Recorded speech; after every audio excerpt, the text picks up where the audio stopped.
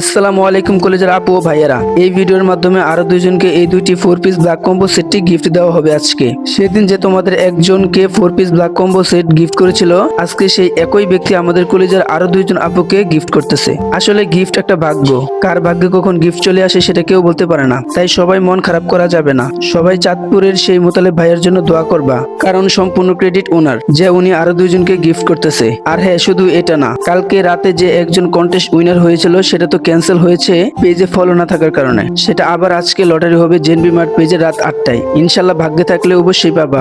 আর এখন যে দুইজনের জন্য 4 পিস ব্ল্যাক কম্বো সেটটি গিফট পাবেন তারা হলেন প্রিয়া আর হলো রুনা। তাদের নাম মেনশন করে দেবো কমেন্ট বক্সে। আর রাতে আরো একজন উইনার সিলেক্ট করব।